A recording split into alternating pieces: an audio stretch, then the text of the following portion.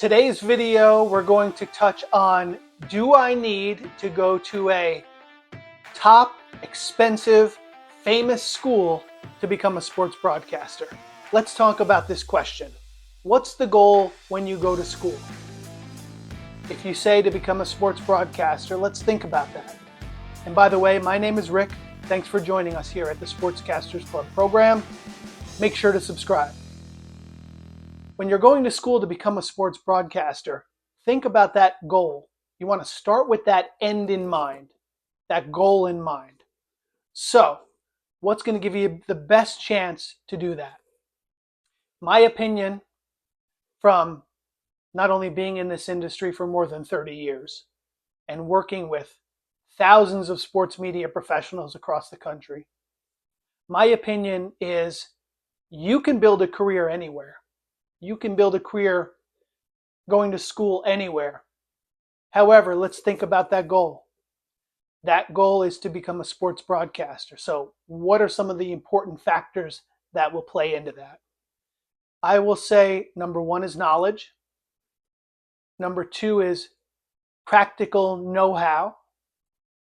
And number three, probably more importantly than anything else, is the network you build. And what I mean by the network you build is, who are the people that are going to mentor you, teach you, who can you learn from, who can you grasp onto to soak up their knowledge, and in turn, this helps you build your network. And that is precisely how most people find their first job, second job, third job. It's through people they meet, and then people they subsequently meet, and that network they build. So if that's the goal, we know we're going to need the knowledge, sports knowledge. We know we're going to need the practical nuts and bolts knowledge of how to do whatever the job is, play-by-play, cutting tape, which is the old term of highlights, which is what I did when I was in college. Behind the scenes, in front of the camera, sideline reporting, that's the nuts and bolts. And we talk a lot about that here at Sportscasters Club. But the third thing is mentors and building your network. You can do that anywhere. You can have mentors. In fact, it's a must. You're going to have to cultivate those mentors, and you're going to have to cultivate that network. And it all starts with real world experience. Because when you go to these people, when you go for a job, they're going to want to hear your tape, your audio, your video. They're going to want to see you. They're going to want to see your resume. They want to know, what have you done? So that real world experience, I think you can get anywhere. I think you can get anywhere because you can go out and make it. And we've talked a lot about that in previous videos, whether it's high school games, college games, recording yourself in your dorm room, whether it's going out and creating an opportunity, creating a podcast, whatever it is, you can create some real world on-air experience for yourself, or off-air if that's your focus. But the network is going to be key. And that's where we come back to the question, do I need to go to an elite, expensive, famous broadcasting school to build a career? And I'm going to tell you, no, you don't have to. But it does carry some advantages. For example, the reason I went to Fordham University was because I knew I'd be sitting every week learning from the great Marty Glickman. And I knew that there was no other school that had churned out the sports media professionals that are doing what I wanted to do at the time, other than Fordham University.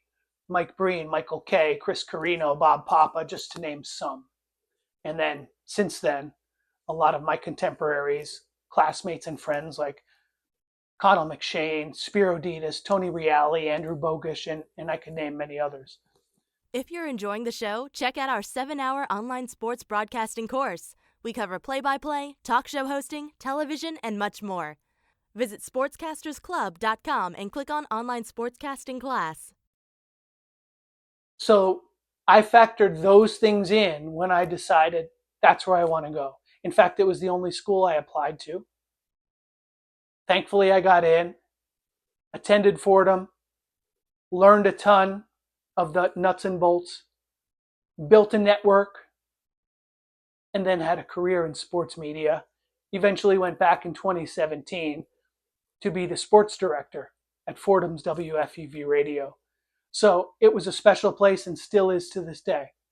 No better place, because you're in New York City, you're covering games, you're in the Knicks locker room, the Rangers locker room, you're at Citi Field on the field, you're at Yankee Stadium. It's phenomenal. Syracuse is another such place that churns out fantastic sports media professionals and has a great reputation. And what those schools both have is pipelines of alumni, pipelines, a pre-made network for you. If you apply yourself, jump in, and join that network. So that's great. But doesn't mean you have to. You certainly don't have to. You can go somewhere else, make that experience for yourself, get some on-air experience, build from there, make relationships, form relationships, nurture them over the years, and build a career that way. So I'm going to say you can go either direction. For me, I wanted to learn from Marty. I wanted to be in that network of the Fordham sports media contingent in New York City. And I'm glad I did for that focus. But had I gone somewhere else, I think I still could have succeeded. And I think you can too. It's all about what you're going to make out of it. So I would always say yes. Fordham, Syracuse, fantastic. Great place if you can give yourself a springboard. Wonderful. At the same time, you've got to think about the practical realities of it.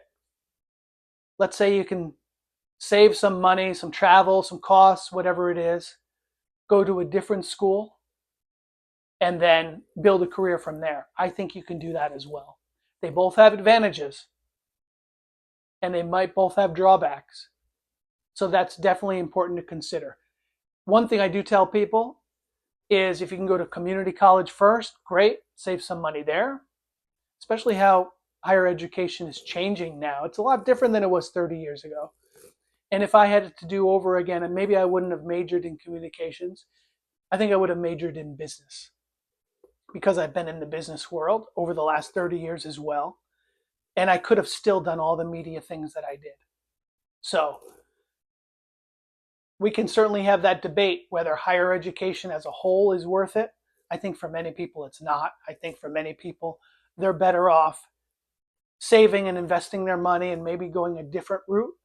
But we're talking just sports media here. Sports broadcasting, if that's your goal, to have a career in sports media, I think you can do it in both places. I do think perhaps you're going to get maybe a pre-made network that's vast and strong and robust, whether you're at Fordham, Syracuse, or a school like that. But I certainly think you can do it elsewhere. So let me know in the comments what you think. Let me know if you think you have to go to a premier sports media, sports journalism institution to be able to have a career in this field. That's my opinion. Let me know yours. I'm Rick. This is the Sportscasters Club YouTube program. Thanks for being here. And until next time, so long. Thanks for listening to the Sportscasters Club radio show at sportscastersclub.com. Don't forget to subscribe so you will never miss an episode. And thanks for liking, sharing, posting reviews, and spreading the word.